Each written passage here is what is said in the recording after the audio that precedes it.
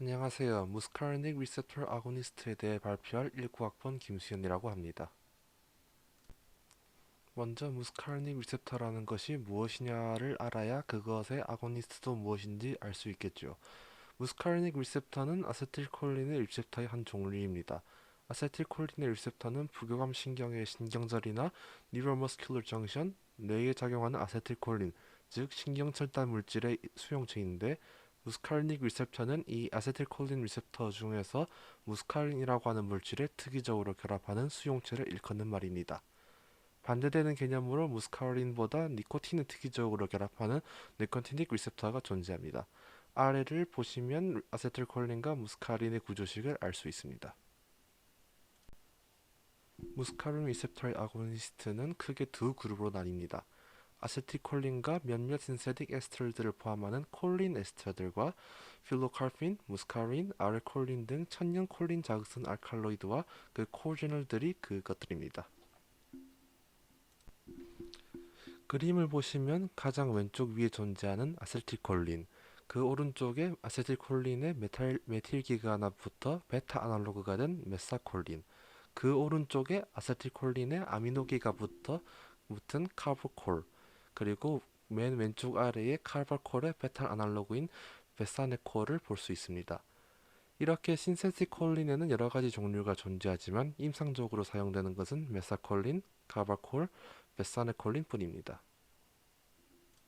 먼저 메사콜린의 특징을 살펴보면 메사콜린은 아세틸콜린의 베타 메틸 아날로그인데요.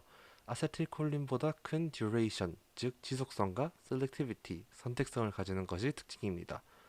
지속성이 큰 것은 여기 보시면 메틸기가 하나 붙은 덕분에 콜린 에스터레이스에 대한 저항성이 높여져 분해되기까지 시간이 늘어났기 때문이고, 셀렉티비티가 높은 것은 무스카르닉 리셉터에 대한 반응성이 니코틴 리셉터에 대한 반응성보다 높기 때문인 것을 확인할 수 있습니다.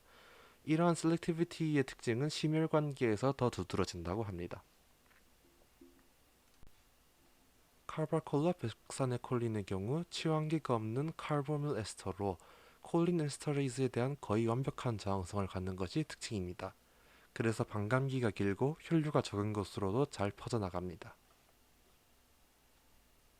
카르발콜은 무스카르닉 액티비티 외에도 니코티닉 액티비티 또한 나타내는 특징이 있는데, 이는 어토노믹 갱글리아 등에서 두드러지게 나타납니다. 베사네콜은 주로 무스카르닉 액티비티가 주이며 GI 트랙과 방광의 운동성에 중요한 영향을 미칩니다. Natural Alkaloid Muscarinic Agonist에는 무스카린, 필로카르핀, 아레콜린 등이 대표적으로 존재합니다. 무스카린은 앞서 말씀드린 대로 무스카린 리셉터에 특이적으로 결합하는 물질로 무스카린 리셉터가 무스카린 리셉터로 이름 붙여진 이유입니다. 필로카르핀은 무스카리닉 액션이 강하게 나타나긴 하지만 이것이 메인이 되는 작용은 아니라고 하고 땀샘에서 민감하게 작용합니다. 아레콜린은 니코티닉 액티비티 또한 보이는 특징이 있습니다. 이렇게 자연적으로 형성된 알칼로이드는 양리학적으로 큰 가치를 지니지만 임상적 사용은 제한적인데, 이는 시알로그규, 타액 분비 촉진제와 마이오틱 에이전트, 동공 축소 촉진제로서 작용하기 때문이라고 합니다. 아마 이러한 작용들이 부작용을 일으키는 것으로 추측됩니다. 이제 이러한 약물들의 ADME에 대해서 설명을 드릴 건데요. ADME가 무엇이냐? ADME는 Absorption, Distribution, Metabolism, Excretion의 약어로 생물 내 약물의 동태를 파악하는 것입니다. 이는 약물의 구조를 통해서 예측 가능합니다. 무스카린과 콜린 에스터들의 경우 쿼터너리 아민입니다. 콜린 에스터들은 구강 투여로는 흡수가 잘 되지 않고 BBB를 통한 통과도 적습니다. 그리고 가수 분해를 막는 효과가 있지만 신장에서 빠르게 제거되기 때문에 short acting agent입니다. 무스카린은 마찬가지로 흡수가 잘 되진 않지만 CNS에도 영향을 줄 수 있는 독성 효과를 지니고 있습니다. 필로카르핀과 아레콜린, 내추럴 알칼로이드들이죠. 얘네들은 테리세리 아민으로 쉽게 흡수가 이루어지고 BBB도 통과 가능합니다. 내추럴 알칼로이드 같은 경우도 신장을 통해서 제거되는데, 오줌이 산성화되면 양이온을 잡아두기 위해 알칼로이드의 배출이 빨라질 수 있습니다.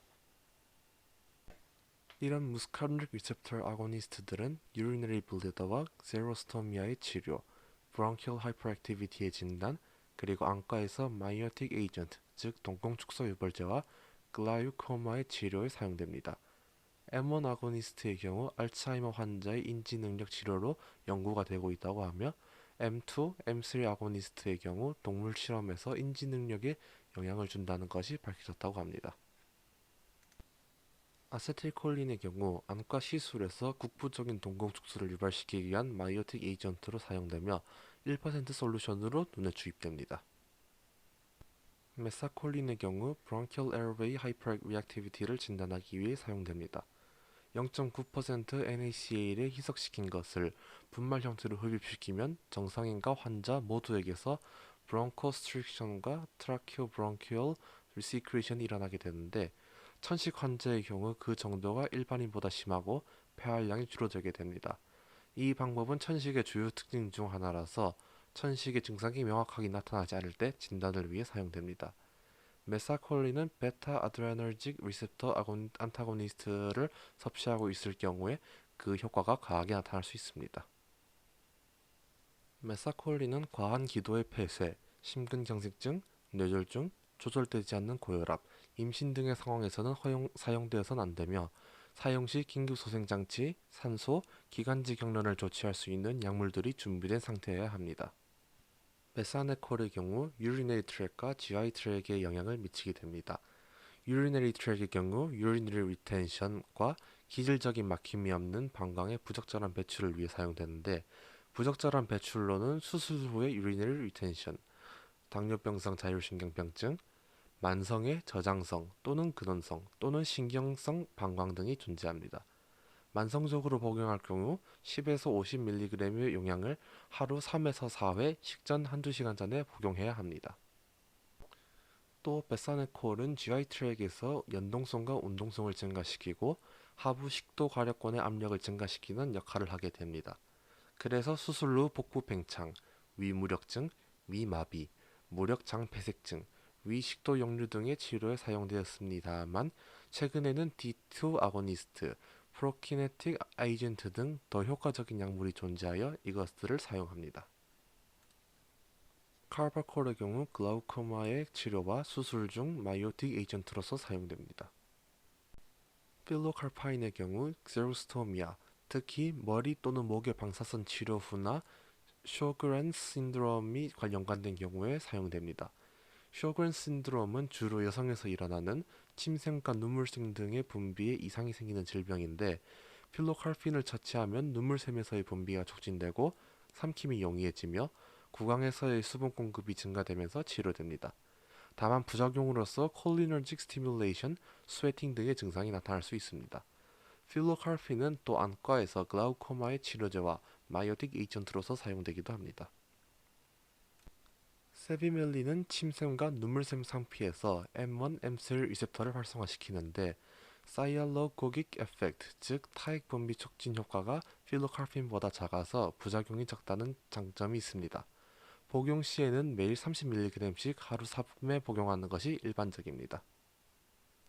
무스카르닉 리셉터 아고니스트에서의 대부분의 컨트라인디케이션, 프리커션, 아드버스 이펙트들은 무스카르닉 리셉터 자극에 의해 예상 가능한 결과들입니다. 컨트라인디케이션의 요소들로는 천식, COPD, urinary GI 트랙 이상, 애시드 펩티드 디지즈, 섬액을 동반하는 심혈관 질환, 갑상선 항진증 등이 있고 adverse effect로는 발한, 설사, 복부 경련, 구토 메스꺼움, GI 트랙 부작용, 방광에서의 긴장감, 시각 조절 장애, 저혈압 등이 있습니다. 이러한 것들은 대개 국소적인 안과학적 사용과 관련된 것들입니다. 마지막으로 무스카르닉 리셉터 아고니스트의 독성에 대해 얘기를 드리자면 필로칼핀, 무스카린, RX콜린을 포함하는 식물의 경우 부경함성 과민 반응을 일으키는 독성을 나타냅니다. 이는 BBB를 통과할 만큼 충분한 양의 아트로핀을 비경구로 투여하고 호흡기, 심혈관계의 기능을 보상할 수 있는 장치의 구비, 폐부종의 대비로 치료해야 합니다. 이상으로 발표는 마치겠습니다. 감사합니다.